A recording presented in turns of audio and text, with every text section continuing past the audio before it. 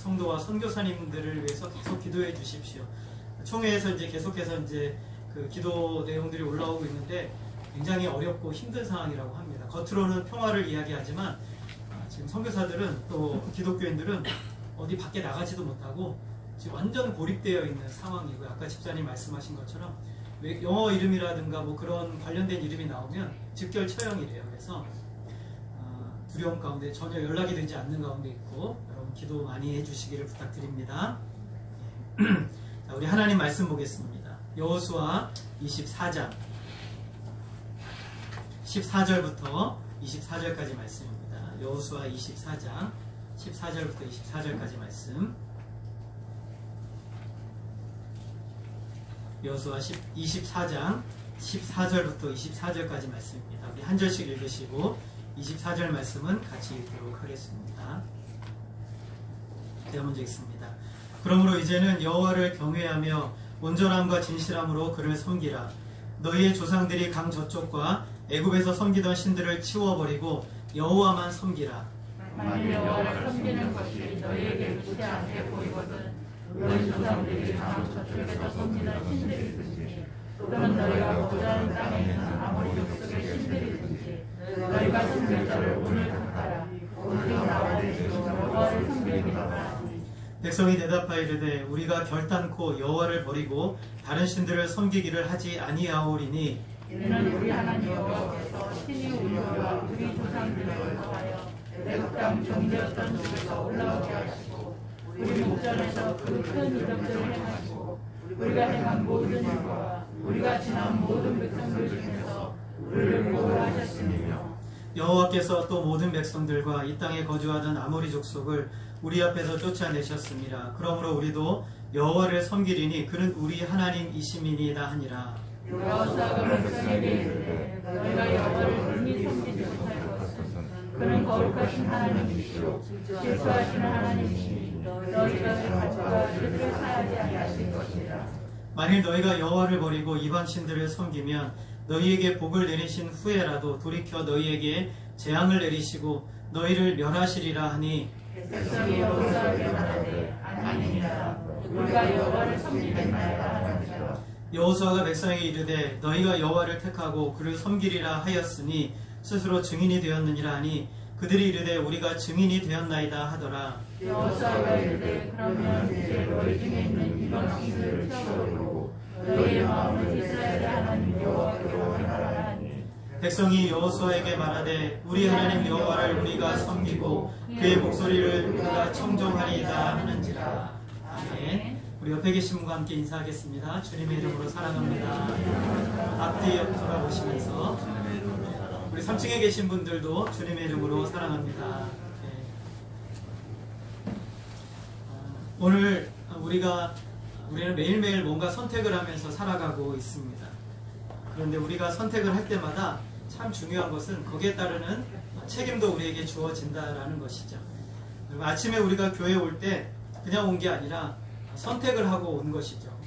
당연히 교회에 온다라고 생각하지만 그러나 아침에 우리가 이 교회에 오는 것조차도 하나님 앞에 선택을 하고 오는 것이죠. 밥을 먹는 것도 그렇고 사람을 만나는 것도 그렇고 모든 일에 우리는 선택을 하게 됩니다. 특별히 오늘 이 여호수아는 이스라엘 백성들을 향해서 이 이야기를 하고자 하고 있습니다. 오늘 우리가 읽은 말씀은 여호수아가 이스라엘 백성들을 세겜에 모아놓고 두 번째 한 고별 설교입니다. 첫 번째 한 고별 설교는 이스라엘 특별히 지도자들을 모아놓고 한 설교이고, 이번에 두 번째 고별 설교는 이스라엘 백성들 전체를 다 세겜에 모아놓고 한 두 번째 고별 설교입니다. 이 고별 설교의 핵심은 선택하라입니다. 뭐 하라고요? 선택하라라는 주제입니다. 무엇을 선택하냐면 하나님을 섬길 것인지 아니면 다른 우상을 섬길 것인지를 선택하라는 것이죠. 굉장히 이게 좀 놀라운 의미인 것이, 여러분 이스라엘은 누구만 섬기는 나라입니까? 하나님만 섬기는 나라이죠. 쉽게 말하면 교회에 와서 제가 여러분에게 여러분 하나님을 섬길지 아니면 우상을 섬길지를 선택하십시오 라고 말하는 것과 똑같은 상황에 있는 것이죠. 그래서 여호수아는 지금 하나님을 믿는다고 하는 이스라엘 백성들을 향해서 너희가 하나님을 섬길지 아니면 다른 이방신들을 섬길지를 선택하라라고 말하고 있는 것이죠. 15절 말씀을 우리 다시 한번 같이 읽어볼까요? 15절 같이 읽겠습니다. 시작. 만일 여호와를 섬기는 것이 너희에게 좋지 않게 보이거든 너희 조상들에게 강 저쪽에서 섬기던 신들이든지 또는 너희가 거주하는 땅에 있는 아모리 족속의 신들이든지 너희가 섬길 자를 오늘 택하라 이렇게 말하고 있어요. 오늘 택하라라고 요청하고 있습니다. 지금 여호수아는 이제 곧 임종이 임박했어요. 이제 곧 있으면 죽습니다. 110세에 죽는데 아마 그 해에 한 말씀이라고 할 수 있어요. 이스라엘 공동체를 향한 말씀이죠. 오늘 저와 여러분에게 이 여호수아는 지금 똑같이 말하고 있는 것과 같아요. 우리가 하나님을 믿겠다고 선택한 분들이, 여기는 있는 분들은 나는 하나님을 믿겠습니다 하고 선택하신 분들이죠. 아닙니까? 여러분 하나님을 믿겠다고 선택하신 게 맞습니까? 네. 예, 그렇죠. 여기에 나는 하나님을 믿지 않겠다고 계시는 분은 아마 한 분도 안 계실 거라고 저는 생각합니다. 여기서 선택하라는 말씀은요, 굉장히 강력한 메시지예요. 여러분들 주일 예배에 나와야 됩니다 라는 것보다 더 강력한 메시지예요. 여러분들은 힘들 때마다 기도해야 됩니다 라는 것보다 더 강력한 메시지예요. 여러분 가끔 성경도 보고 성경 공부도 해야 됩니다 라고 말하는 것보다 더 강력한 메시지예요. 이거는 굉장히 강한 메시지를 여호수아가 이야기하고 있는 거예요. 특별히 하나님의 공동체, 하나님의 교회를 향해서 굉장히 강력한 메시지를 선포하고 있어요. 여호수아가 이렇게 하나님만 선택해야 된다라고 말씀하는 이유가 무엇일까? 우리가 그 증거들에 대해서는 읽지 않았는데 2절부터 13절까지 그 내용을 다루고 있어요. 아브라함을 하나님이 부르셨을 때부터 다루고 있는데, 원래 아브라함은 어떤 사람이었냐면 아브라함은 우상을 섬기던 사람이었어요. 아버지가 우상을 섬기던 그런 사람들이었죠. 그러니까 이 세상에 있는 수많은 사람과 별반 다르지 않는 영원한 멸망으로 가고 있었던 그런 존재가 아브라함이었던 것이죠.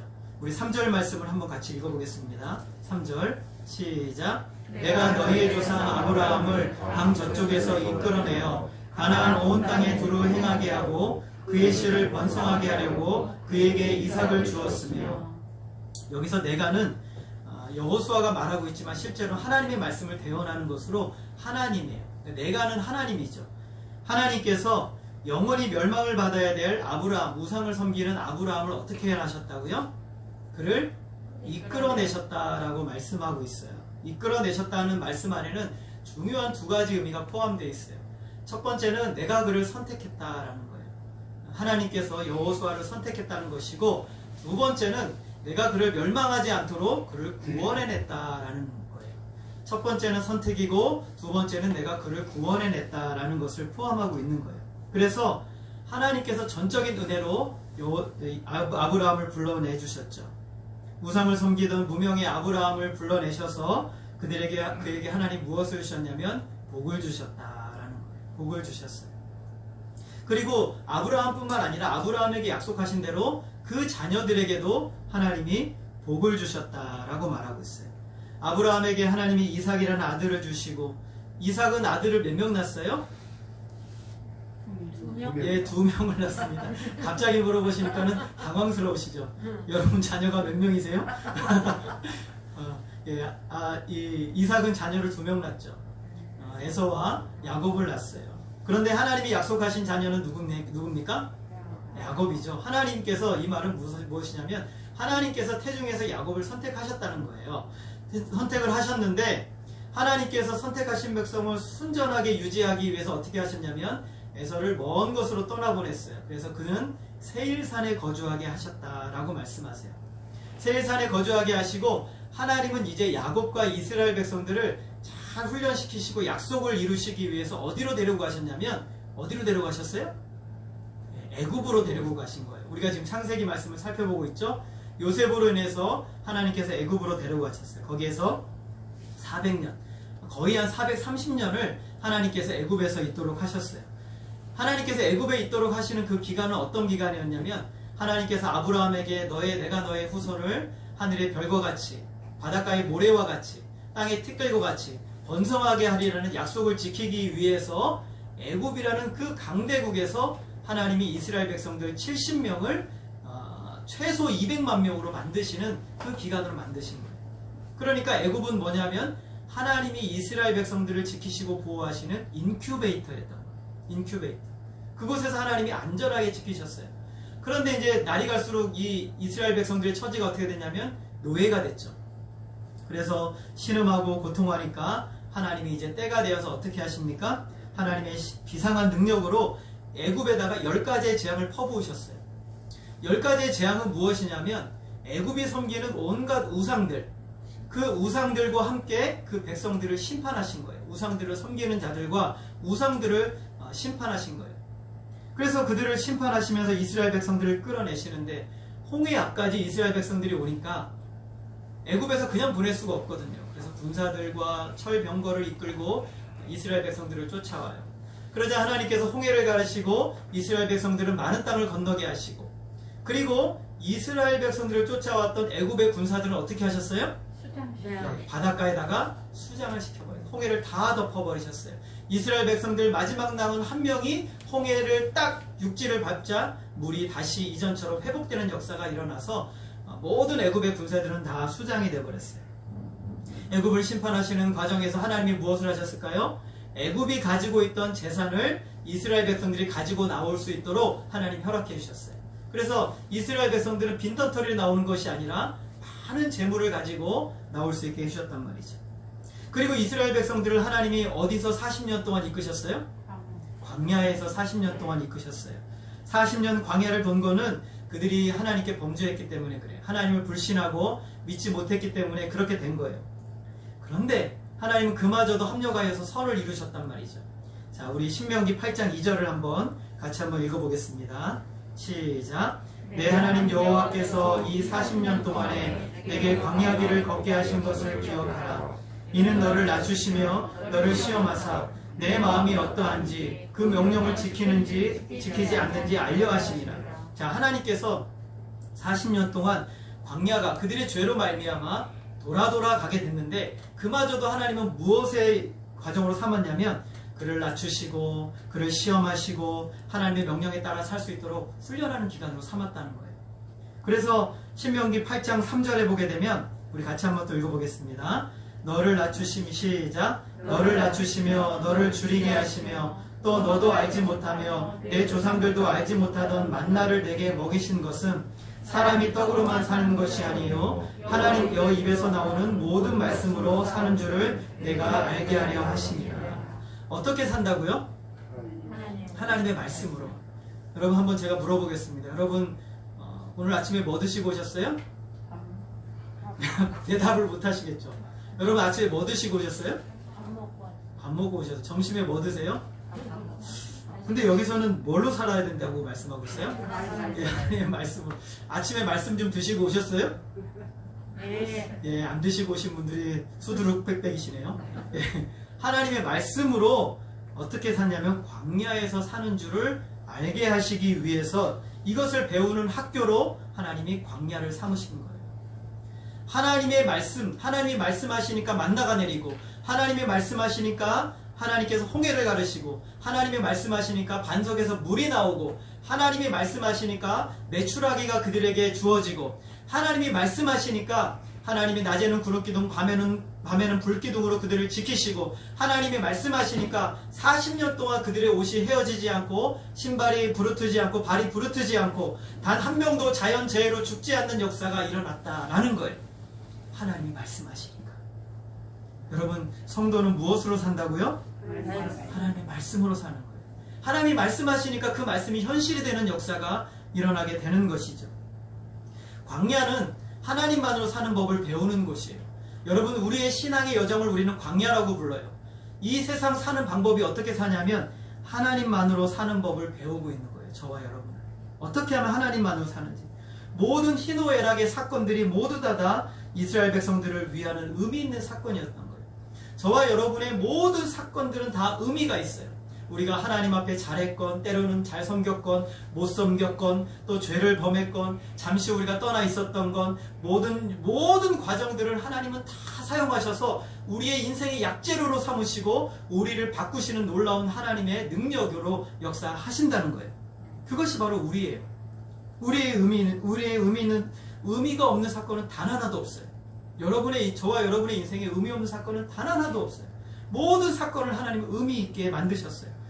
기쁜 일도 슬픈 일도 때로는 고통과 고난조차도 그 모든 것을 사용하셔서 우리를 아름답게 빚어가시는 하나님의 능력, 그것이 바로 저와 여러분의 실제 모습이에요. 하나님께서는 모아방 이 십볼의 아들 발락이라는 사람이 이스라엘 백성들이 그렇게 많은 사람이 지금 있으니까 그를 저주하라고 부올의 아들 발람을 데리고 왔어요. 이 사람은 거짓 선지자인데 이 사람으로 해서 저들을 저주하고 망하게 만들겠다는 거예요. 그래서 불러왔더니 하나님이 어떻게 하셨어요? 저주하는 그 입술을 바꾸셔서 이스라엘을 축복하게 만드셨어요. 아무도 이스라엘을 저주하지 못하게 만드신 것이죠. 이것은 하나님께 계획하시고 뜻하신 일은 아무도 막을 수 없다라는 것을 보여주신 것이죠. 그리고 하나님은 그들의 손에서 이스라엘 백성들을 건져내셨어요. 결국에 하나님은 어떻게 하셨냐면 아브라함에게 약속하셨던 600년 전에 아브라함에게 약속하셨던 그 약속의 땅에 드디어 들어오게 하셨어요. 13절 우리 같이 읽겠습니다. 시작.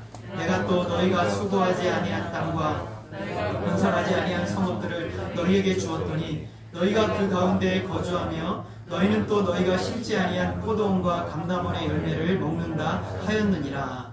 이스라엘 백성들이 들어와 보니 다 준비됐어요. 성읍도 준비가 되어 있고 집도 준비가 되어 있고 먹을 것도 준비가 되어 있고 다 준비가 되어 있어요. 그 누가 준비하셨어요? 하나님이 준비하신 거예요. 하나님이 이방 민족들로 하여금 이스라엘 백성들이 이제 만나가 그치면 온전히 살아갈 수 있도록 그 안에 모든 삶의 준비를 다 해놓으신 거예요. 그게 바로 가나안 땅이에요. 그게 가나안 땅이었던 것이죠. 광야에서는 만나로 먹이시고 가나안 땅에서는 그 땅의 소산물로 먹이세요. 그래서 이 소산물로 먹는데 뭐가 필요해요? 햇빛이 필요하고 이른 비와 늦은 비가 필요해요. 하나님이 그래서 그것을 주시는 거예요. 그게 가나안 땅을 사는 비결이 되었는 거죠. 여러분, 이스라엘 백성들이 민족이 여기까지 어떻게 오게 됐습니까? 하나님이 다 하셨죠. 하나님이 부르시고 하나님이 입히시고 하나님이 싸매시고 하나님이 치료하시고 때로는 잘못하면 징계도 하시고 대신 싸워주시고 이기게 하시고 먹이시고 입히시고 차지하게 하셨어요. 하나님이 모든 것을 다 하셨어요. 상황이 바뀌어도 변함없이 하나님은 이스라엘 백성들과 함께 하셔서 그들을 보호하시고 지켜주시는 선하신 하나님이세요. 그들의 불평과 원망을 다 받아내시고 결국에는 약속하신 말씀대로 백성들을 가나안 땅에 들어오게 하셨어요. 이제 우리는 여기서 물어야 돼요. 여러분, 왜 하나님이 아브라함을 선택하셨어요? 여러분, 왜 하나님이 이스라엘 백성들을 선택하셨어요? 왜 하나님이 저와 여러분, 수많은 사람들 중에 왜 하나님이 저와 여러분을 선택하셨어요? 왜 하나님이 저와 여러분을 부르셨어요? 우리의 이름을 불러주신 이유가 무엇이에요? 이유는 단 하나예요. 하나님의 은혜. 하나님의 은혜예요. 그것밖에는 설명할 수가 없어요. 하나님의 선하신 뜻은 우리에게 은혜를 베풀고자 하시는 하나님의 뜻이에요. 이스라엘 백성들을 불러내셔서 나는 너희의 하나님이 되고 너희는 내 백성이 되고 나는 너희를 보호하고 지켜주고 사랑해주고 늘 선하게 인도해주고 너희는 나만 잘 따라오는 백성. 이걸 만들기 위해서 하나님께서 은혜로 그들을 부르신 거예요. 마찬가지로 우리도 하나님이 은혜로 부르셨어요. 우리의 자격이나 조건이나 가치나 아무것도 없어요. 아브라함이 처음에 하나님께 부름받았을 때 그는 우상을 섬기는 하나님을 거역하는 존재였어요. 그러나 하나님께서는 그들을 은혜를 부르시고 하나님의 백성 삼아 주신 것이죠. 2절부터 13절까지 계속해서 반복되어 나오는 단어가 하나가 있는데 그게 뭐냐면 내가예요. 내가가 누구라고 그랬어요? 하나님.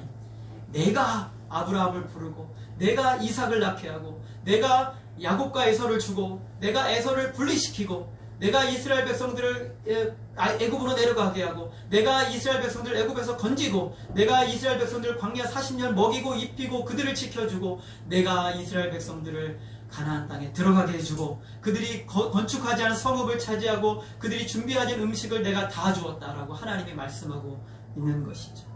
조건도 자격도 전혀 없는 우리들에게 하나님께서 이런 무한한 은혜를 베풀어 주셨다는 것이죠. 하나님은 우리에게 유익되게 하기를 원하세요. 우리에게 가장 좋은 것을 주고 싶어 하세요. 우리에게 가장 좋은 것. 우리가 좋아하는 것 말고 우리에게 정말 가장 필요하고 좋은 것을 하나님은 주고자 하시는 거예요. 우리의 인생 전체가 하나님의 은혜로 가득한 역사를 하나님만을 기뻐하도록 우리를 부르신 것이죠. 하나님만을 즐거워하고 하나님만을 사랑하고 하나님만을 의지해서 앞으로 미래나 과거에 그러셨던 것처럼 미래에도 하나님만 의지하며 살아가도록 우리를 부르신 거예요. 찬송가 308장에 보게 되면 내 평생 살아온 길 뒤를 돌아보니 걸음마다 자욱마다 모두 죄뿐입니다. 나같이 못난 인간 주님께서 살리려 하늘나라 영광 보자 모두 버리시었네.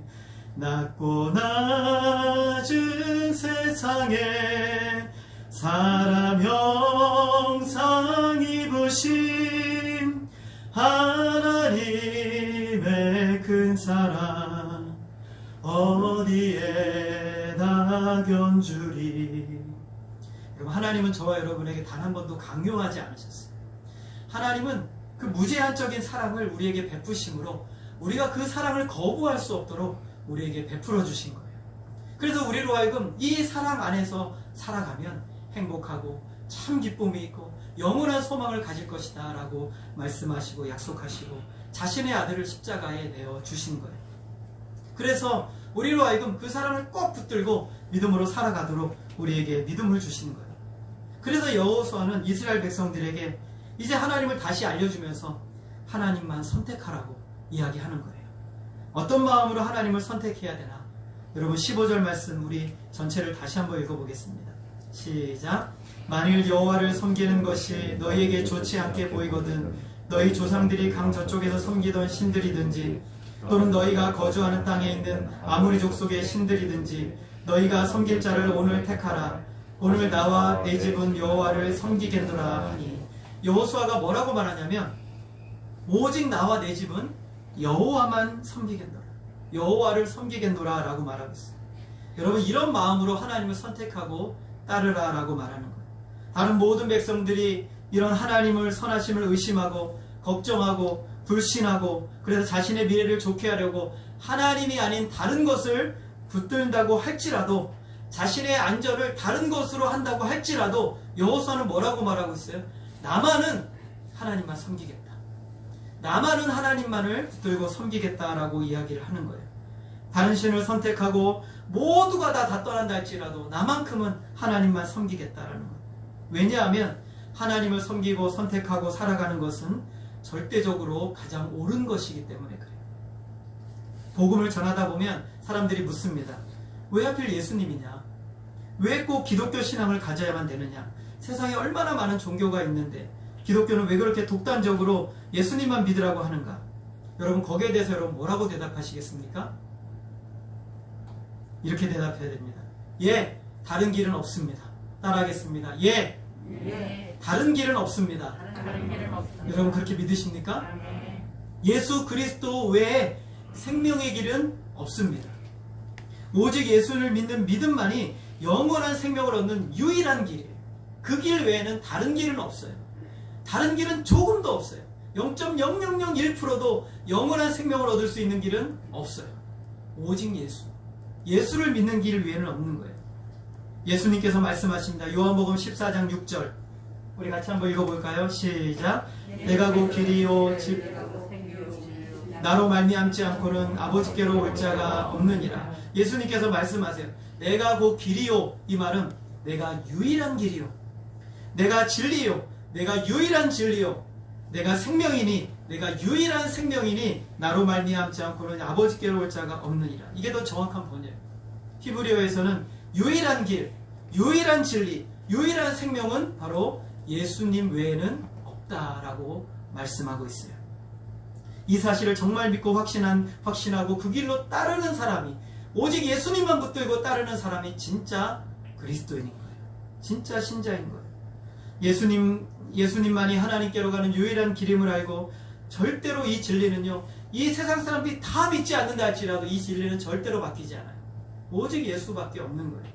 단 한 사람이라도 그가 어떤 사람이라 할지라도 내가 예수 믿고 하나님의 영원한 생명을 누리는 유일한 이 길을 선택하겠노라고 한다면 그 사람만이 영생을 얻는 거예요. 오직 예수 그리스도를 믿는 사람만이 영생을 얻는 거예요. 요즘 사람들은 대세를 따르는 것이 좀 편하다고 얘기를 합니다. 그래서 사람들은 이렇게 말해요. 얼마 전에 제가 예전에 한 청년을 만났는데 그 청년이 이렇게 얘기를 하더라고요. 목사님, 요즘은요 튀어봐야 좋을 것이 없어요. 세상의 분위기가 그래요. 그래서 대세를 따르면 성공합니다. 이렇게 얘기를 여러분 그렇습니까? 대세를 따르면 성공을 한대요. 예수님께서 우리에게 제자의 삶은 어떠한지 알려주셨어요. 마태복음 7장 13절입니다. 우리 같이 한번 읽어보겠습니다. 시작. 좁은 문으로 들어가라. 멸망으로 인도하는 문은 크고 그 길이 넓어 그리로 들어가는 자가 많고. 14절 같이 읽습니다. 생명으로 인도하는 문은 좁고 그 길이 협착하여 찾는 자가 적음이라. 제가 그 청년에게 이 말씀을 해줬습니다. 이보게 주님께로 가는 길은 좁은 길이야. 그런데 그 길은 협착해. 찾는 사람도 별로 없어. 대세를 따르면 세상에 성공할지 몰라도 대세를 따르면 하나님 나라에 들어가기는 어려운 거예요. 넓은 길이 아니라 좁은 길을 걸어가는 것이 그리스도의 제자의 삶입니다. 성경으로 비추어 본다면 아닌 것은 아닌 것이죠. 이 세상에서 지금도 끊임없이 얼마나 기독교의 진리를 핍박하고 기독교의 진리를 무너뜨리려 합니까? 참 이 시대가 안타까운 것은 이런 차별금지법, 동성결혼 이런 법들을 제정시키려고 하고 있어요. 참 안타까운 일이죠. 정말 하나님의 진리에 비추어서 우리는 절대로 이 부분에선 타협할 수가 없어요. 타협해서도 안 되는 것이죠. 하나님은 이것을 죄라고 말씀하고 있어요. 우리 기독교인들은 여기에 대해서 조금이라도 그 마음을 열어서는 안 되는 것이죠. 이 진리를 붙들고 나와 내 집은 어떤 일이 있어도 순전하게 하나님을 섬기겠다. 이 진리를 붙들고 저와 여러분이 나와 내 집은 어떤 일이 있어도 예수 그리스도를 믿는 믿음 안에서 흔들리지 않겠다. 이렇게 확고하게 붙들려 있는 하나님을 여러분 선택하시기를 바랍니다. 우리가 이 세상에 어떠한 길로 간다 할지라도 저와 여러분의 마음, 모든 생각들은 하나님께만 붙들려 있으시기를 소원합니다. 오늘 여호수아는 나와 내 집은 여호와만 섬기겠다고 말씀하시는 것은 너희도 나처럼 하나님만을 섬기라고 말씀하는 거예요. 자기만 빠져서 하나님만 섬기겠다는 것이 아니라 너희도 나와 같은 다짐으로 하나님을 섬겨야 된다라고 말씀하고 있는 것이죠.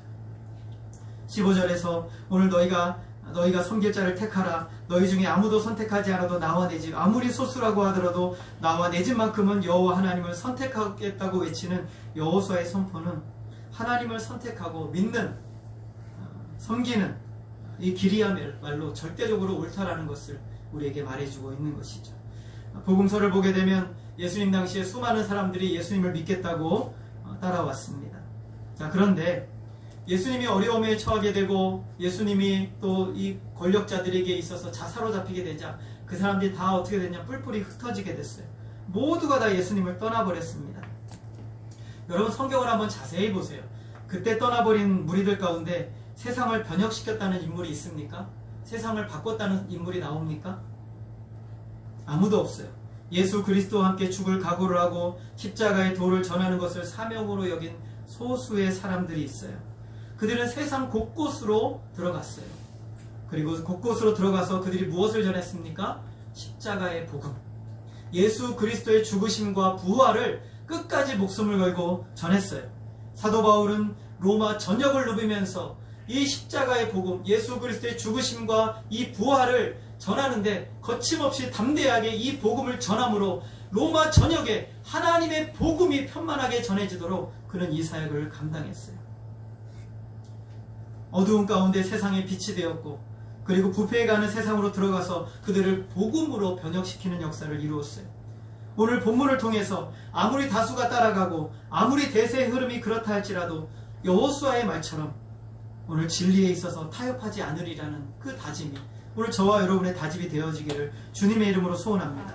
비성경적인 논리가 이 세상의 대세인 이 한복판에서 어렵고 때로는 손해를 볼지라도 오늘 우리는 진리의 편에서 복음의 편에서 저와 여러분의 이 결단을 가지고 살아가라고 오늘 여호수아는 강하게 다짐하고 있는 거예요.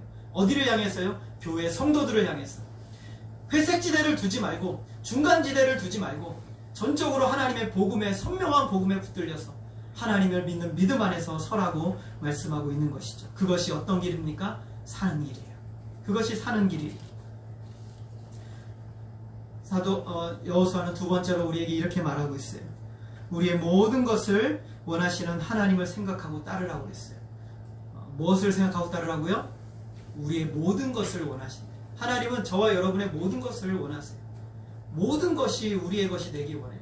한 남자와 한 여자가 서로 사랑을 하게 되면은 모든 것을 원해요. 예를 들어서 한 남자가 있는데 둘이 연애를 하고 있어요.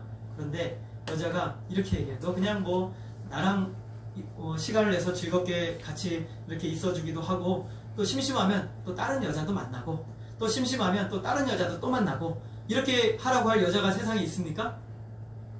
여러분은 그러실 거예요? 전혀 그럴 사람은 세상에 아무도 없죠. 한 여자와 한 남자가 만나서 결혼을 약속하고 만난다면 이 두 사람은 서로에게 무엇을 원하냐면 모든 것을 원하는 거예요. 생각, 미래, 그리고 가지고 있는 것, 모든 것이 함께 공유되고 함께 되어지기를 원하는 것이죠. 그것을 생각하고 하나님을 따르라는 것이죠. 14절 우리 한번 같이 읽어볼까요? 시작. 그러므로 이제는 여호와를 경외하며 온전함과 진실함으로 그를 섬기라. 너희들이 강 저쪽과 애굽에서 섬기던 신들을 치워버리고 여호와만 섬기라. 하나님을 선택하는 것에 두 가지 단어로 설명하고 있어요. 버리고 섬기라고 말하고 있어요. 버려야 할 것은 그들의 조상들이 섬겼던 우상, 잘못된 것, 하나님보다 더 사랑했던 것들, 하나님이 아닌 다른 것으로 인생의 목적과 미래와 소망을 가지려고 했던 모든 것들이 우상이에요. 그것을 다 어떻게 하라고요? 버리라 라고 말하고 있어요. 버리라라고 말하고 있어요. 그리고 그 대신 누구만을 섬기라고요? 여호와 하나님만을 섬기라고 말하고 있어요. 하나님을 경외하라는 것은, 하나님을 경외함으로 섬기라는 것은 사랑보다 더 높은 차원, 하나님을 두려워하고 사랑하는 것인데, 사랑의 최고의 위치가 바로 경외예요. 하나님을 하나님 되게 하는 것, 하나님을 참되게 사랑하는 것이 하나님을 경외하는 것이죠. 온전한 마음은 거기에서 온 마음을 다 쏟아넣는 것이죠. 한 자락 한 조각만 드리는 것이 아니라 모든 것, 내 마음 전체를 하나님 원하세요. 하나님은 저와 여러분의 마음 전체를 다 원하세요. 조금도 아니고 모든 것을 다 원하시는 것이죠. 진실함으로 섬긴다는 것은 그런 척하지 않는 것이죠. 과장하지 않는 것입니다. 하나님을 사랑하는 척, 하나님을 온전히 예배하는 척, 하나님을 잘 믿는 척하는 것은 쉬운 일입니다. 문제는 하나님은 우리의 중심을 보신다는 것이죠. 진실함이야말로 인생 전체를 다른 차원으로 바꾸어 놓는 능력이죠. 하나님을 바로 믿고 제대로 믿는 것이야말로 하나님께서 우리에게 요구하시는 삶이죠. 하나님을 경외하고 온전함으로 진실함으로 하나님을 섬기라고요. 이것은 무엇입니까? 내가 사라지는 것이죠.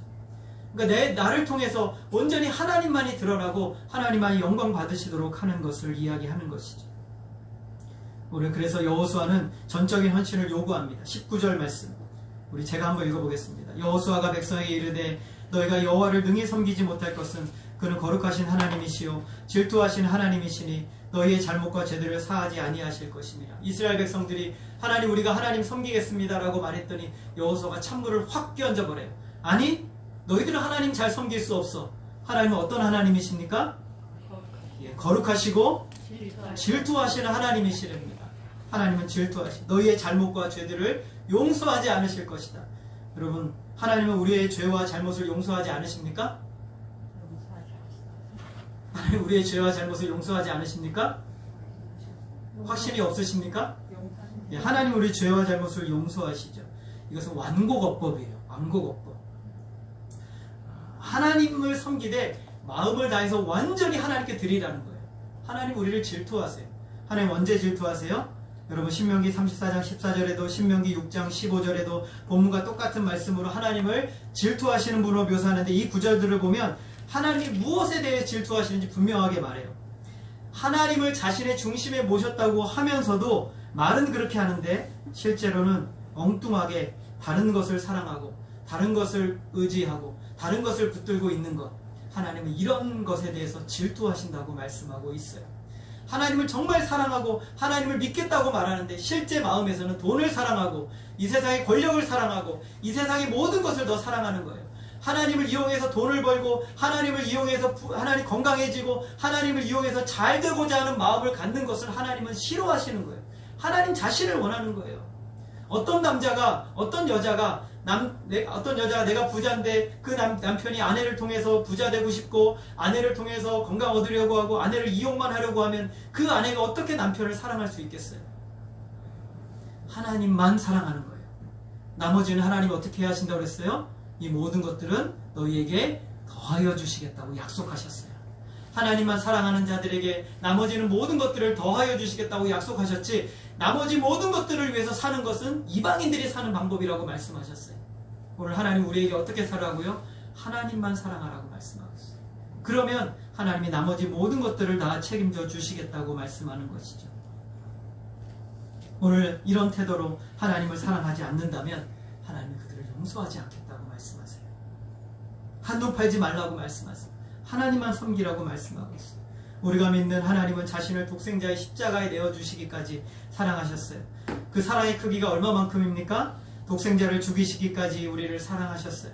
그러니까 우리를 사랑하시되 세상에 사랑할 대상이 나 하나밖에 없는 것처럼, 여러분 한 사람밖에 없는 것처럼 하나님이 우리를 사랑하셨어요. 나보다 더 사랑하시는 분이, 나를 나보다 더 사랑하시는 분이 하나님이시죠. 십자가를 바라볼 때 우리는 그것을 깨달아요. 하나님께서 자기의 독생자를 매다실 정도로 그 값어치로 나를 동등하게 사랑하셨어요. 그런데 우리는 엉뚱한 것에 관심을 보여요. 성경은 이것을 우상숭배라고 말씀하고 있어요. 하나님 우리의 형식만이 아니라 우리의 마음 전부를 원하십니다. 그 마음의 중심이 순전하고 온전하여서 깨끗해서 하나님만을 모시고 산다면 그게 바로 그리스도인다운 제자인 것이죠.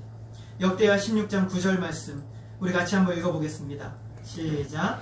여호와의 눈은 온 땅을 두루 감찰하사 전심으로 자기에게 향하는 자들을 위하여 능력을 베푸시나니. 여러분 이 말씀을 쉬운 성경 번역은 더 정확하게 했어요. 같이 한번 읽어보겠습니다. 시작. 여호와께서는 온 땅에서 온전히 여호와께 몸을 맡기는 사람을 찾고 계십니다. 여호와께서는 그런 사람들을 강하게 해주시기를 원하십니다. 여러분 하나님이 어떤 사람을 찾으세요? 우리의 마음을, 우리의 몸을 그냥 하나님께 다 맡기는 사람. 여러분 하나님께 여러분을 다 맡기는 사람을 찾고 계세요. 그런 사람들에게 하나님은 능력 주기를 원하세요. 그냥 나는 하나님께 다 맡겨져서 두렵지도 않아요. 염려도 없어요. 왜냐하면 이 세상 만물을 다 주관하시는 선하시는 하나님께 내가 맡겨져 있으니 염려도 없고 두려움도 없어요. 그분만을 찾는 것이죠. 그런 사람에게 능력을 베푸신대요. 여호수아가 하나님을 섬기겠다고 말하는 이스라엘 백성들에게 다시 한번 재차 다짐하며 이렇게 말합니다. 23절 같이 한번 읽겠습니다. 시작. 그러면 23절입니다. 시작. 그러면 이제 너희 중에 있는 이방신들을 치워버리고 너희 마음을 이스라엘의 하나님 여호와께로 향하라. 자, 다시 한번 반복해서 말하라. 그러면 너희들이 그렇게 3번이나 다짐했잖아. 그러면 이제는 너희 중에 있는 이방신들을 치워버리고 너희의 마음을 이스라엘 하나님 여호와께로 향하라 라고 말하고 있습니다. 여러분 하나님께서는 오늘 우리에게 온 마음을 원하세요. 온 마음. 마치 하나님을 어떻게 섬기라고 말합니까? 이 세상에 나 혼자만 남아도 나는 하나님을 섬기겠다라고 말하는 것처럼 하나님을 섬기라는 것이죠. 그리고 온 마음으로 하나님을 섬기라고 말씀하고 있어요. 온전함으로 하나님을 붙들고 섬기라고 이야기를 하고 있습니다. 여러분 미국의 개척사에 18세기 초에 두 사람의 인생의 갈림길에 놓였어요. 유럽에서 배를 타고 이 신대륙에 건너와서 어떻게 하면 살 수 있을까? 동갑인 두 청년이 있었어요. 한 사람은 마크 슐츠라는 사람이었고 다른 한 사람은 조나단 에드워즈라는 사람이었어요. 이 두 사람이 유럽 대륙에 배를 타고 건너왔는데 신천지죠. 정말 아무것도 없죠. 도대체 여기서 어떻게 살아야 될까 고민하다가 마크 슐츠라는 사람은 이렇게 다짐을 합니다. 내가 이 땅에서 큰 돈을 좀 벌어야 되겠다. 그래서 내가 부자가 되어서 나의 후손들에게는 가나안이라는 것을 모르도록 살게 해줘야겠다. 돈을 많이 벌어야 되겠다라고 다짐을 해요. 그리고 나서 뉴욕에다가 술집을 하나 차립니다. 열심히 일을 해서 돈을 많이 벌었어요. 엄청난 그 당대에 굉장한 부자가 됐습니다. 마크 슐츠가. 반면에 이 조나단 에드워즈, 이 사람은 신앙의 자유를 찾아왔다는 것을 기억하고 이곳에서 끝까지 신앙생활을 해야 되겠다고 결심을 합니다. 오직 하나님만을 섬기고 하나님만을 영광 돌리고 하나님만을 기뻐하고 사랑하며 살겠다고 다짐을 해요. 그래서 공부를 한 끝에 이 조나단 에드워즈는 목사가 돼요. 그리고 한 150년의 시간이 흘러버립니다.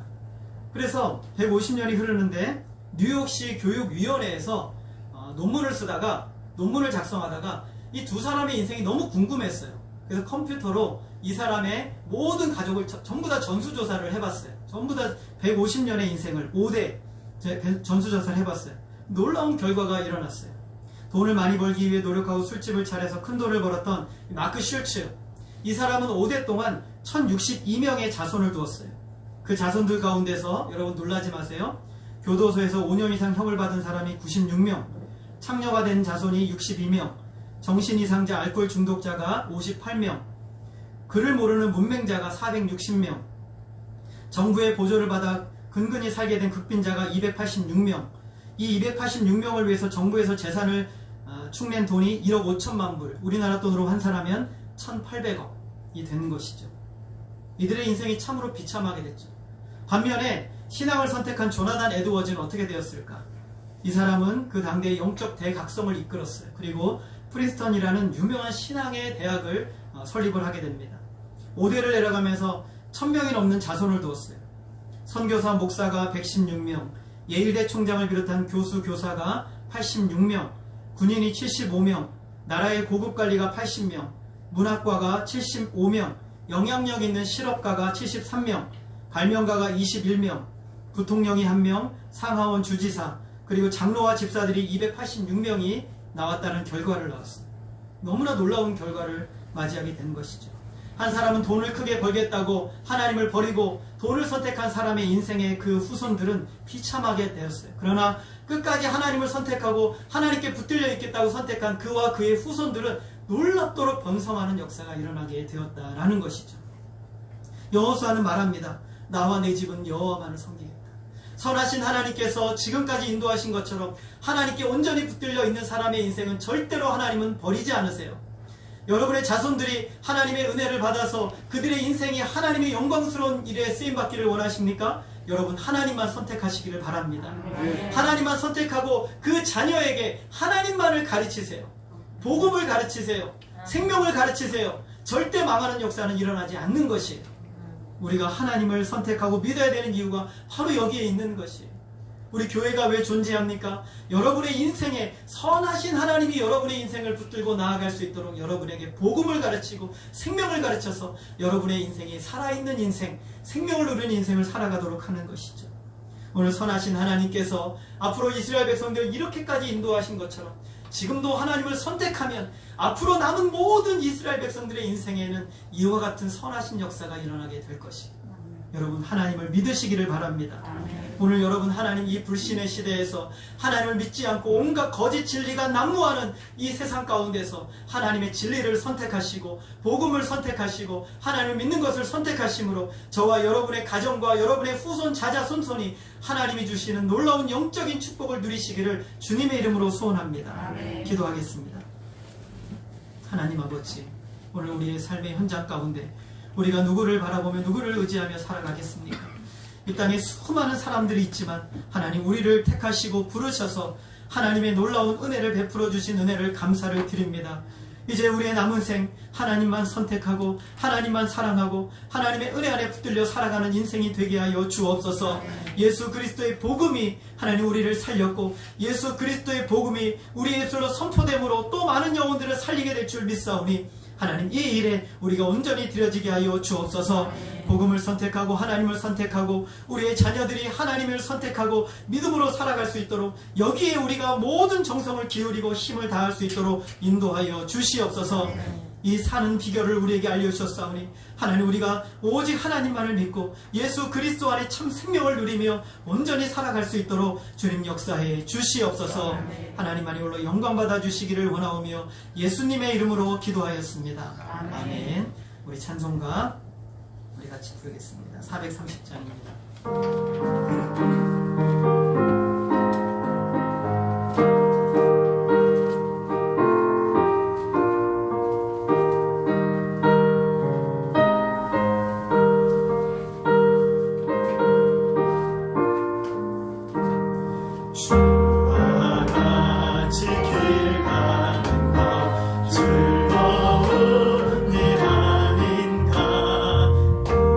주님 걸어가시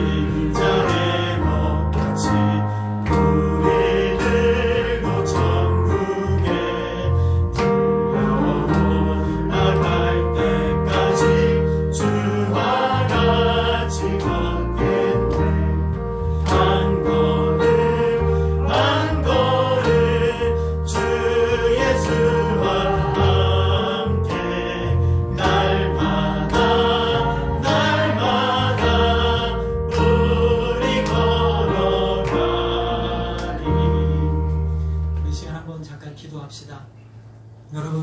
여러분의 삶의 현장에서 우리가 누구를 선택하며 누구를 의지하며 살아가겠습니까? 지금까지 살아온 삶, 여러분 어디에서 머물러 있습니까? 지금도 방황하고 있습니까? 매일매일 우리는 하나님을 선택하고 하나님으로 결정하고 말씀 안에서 바라보고 말씀 안에 선택함으로 여러분 참 승리의 비결이 거기에 있습니다. 여러분의 후손들이 믿음으로 살아 온전히 승리하기를 원하십니까? 여러분의 자녀들이 참으로 믿음으로 살기를 원하십니까? 하나님을 선택하고 하나님 안에 거하도록 여러분이 힘을 다하여 수고하시기를 바랍니다. 자, 우리 기도할 때 하나님 예수만 믿는 가정, 예수만 붙드는 가정, 나 자신이 되어질 수 있도록 자, 우리 같이 한번 기도하겠습니다. 하나님 아버지, 주님께서 역사하여 주시고 하나님 오늘 우리의 모든 삶의 현장 가운데 하나님 은혜와 자비를 베풀어 주시옵소서. 오 하나님, 오늘 우리의 모든 성도들 마음과 손발을 붙들어 주셔서 하나님 이 땅의 것을 선택하며 사는 인생이 아니라 하나님을 선택하고 하나님을 붙들고 아버지 하나님께서 원하시는 믿음의 삶으로 온전히 되어질 수 있도록 하나님 오늘 우리를 붙들어 사용하여 주옵소서.